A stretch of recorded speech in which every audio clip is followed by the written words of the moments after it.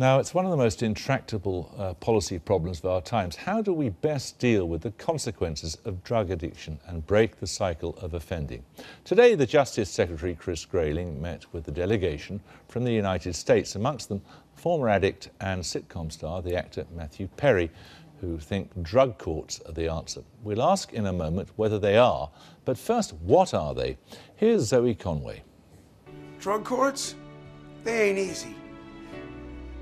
Drug courts could save someone you love.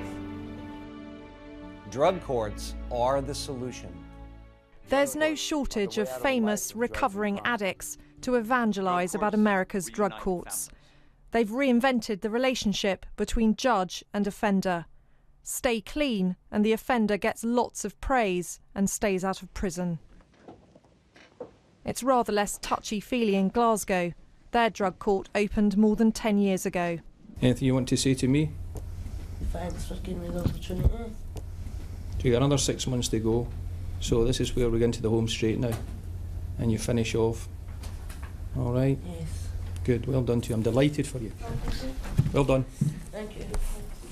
The key difference between a drug court and an ordinary court is the relationship that builds up between the judge and the offender.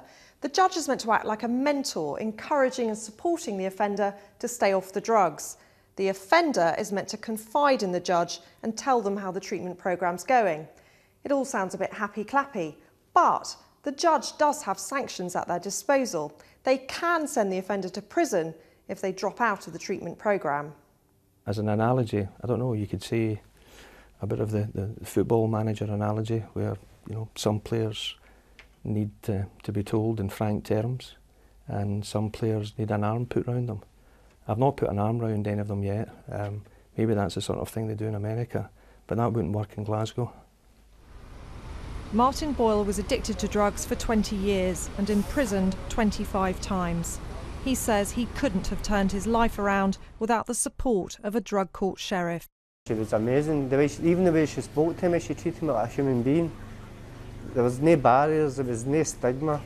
She didn't treat me like a drug addict. I shouldn't be alive. I know it myself. So she saved your life? Aye. Definitely. What would you say to her now if you saw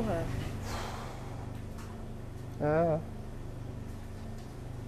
I've been sorry about this. Eternally grateful for her. And I hope she does get to hear it, or she does get the message, because she was the only person in my whole life that's kind of really gave me a chance. So how effective are drug courts? A Ministry of Justice study found that offenders were 30% more likely to complete a drug treatment order if they had regular contact with a judge.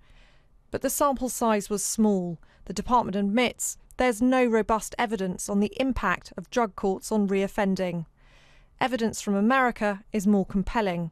A study there suggests that reconviction rates were 13% lower for offenders who completed a drug court order.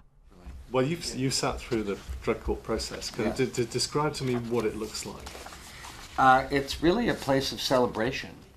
Matthew Perry has been lobbying the Justice Secretary to put more money into drug courts. It's not clear yet whether he'll get his wish. We've got 32 magistrates' courts in this country that offer the drug court model. Do you think it's now time to expand that?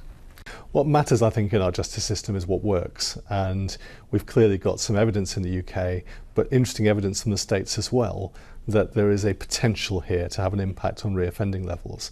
You know, absolutely central to what I want to achieve in my role is to bring down reoffending rates, and I'm open to all ideas that can help achieve that. You're struggling right now, but I'm going to persevere with you and encourage you. Drug courts are intensively resourced. Along with the judge, they involve probation officers, health and social workers. But their supporters argue they save money in the long run because fewer offenders end up in prison. With us now